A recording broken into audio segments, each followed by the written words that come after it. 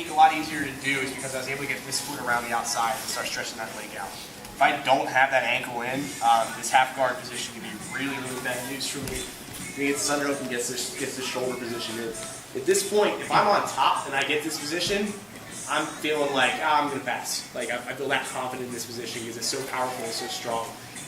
One of the more common passes, probably one of the highest finished passes you'll see people use from here, is he's going to keep the underhook, he's going to switch his head to the opposite side, he's going to do that cross knee pass we were doing before. Very difficult to resist if that underhook's in, the shoulder pressure's in, and you're flat. There's just so much leverage working against you, you can't really start using your legs a whole lot to adjust the position.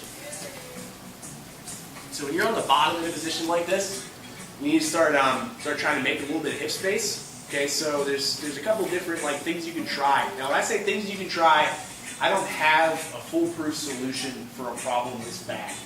Okay, so this is kind of like when your arm bar is all the way extended. There's theoretically stuff you can do once that arm's out to maybe get out, but your problem's gotten pretty bad by the time your arm's all the way here, right?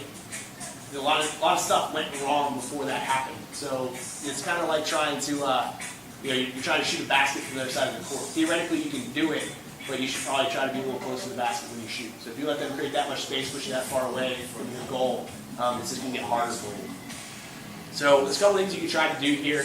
One, if this bicep is really crushing your face here, that's going to be really bad news for you. You can start trying to do this Eddie Bravo thing where you come here, you start pushing the face up, then you get an elbow inside, and then you can start working some stuff. The guy's super strong or kind of experienced. He's not going to let you do that because his head's going to be low. It's going to be very difficult to get your hand in here. But if you play with that position, make sure you're going, your underhooked arm, don't ever go underhooked arm first because he's just going to, he's going to bust up. He's going to break your shoulder very fast. Okay? So the arm that's not underhooked, so this arm's underhooked, this arm's not underhooked, that goes first. And now I set this up, and I just basically pry his face up, get my elbow inside. I'm not trying to shoot all the way underhook, just get my elbow inside. That can help you open some stuff up. Also, I can still do that butterfly hook, which is normally what I do when I'm in this position, except he's hiding his ankle now, right? Because he doesn't want the lockdown to go in, he wants to keep his pressure on. So it's hard, it's going to be a lot trickier to get the hip space you need to get it in. So sometimes I'll kind of push this one push my hand on his hip, make a little bit of space here, and then start trying to push this in here. Takes a little bit of a lot more work, a little bit more hip movement to get it in.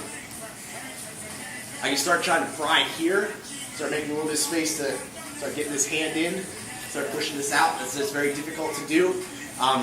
And basically at this point, I'm kind of delayed the pass. If I can get Mike to overcommit to his cross knee, so when he's I know he wants to put his head on this side of my body. So as soon as he moves this arm away, I bring my head up, and now I can check it. And I start making space to pummel back in.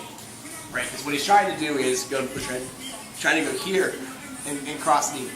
So as he takes his arm away, I lift my head up to block his head, and I get this hand in. Again, it's kind of a last resort, right? Because this is a bad position.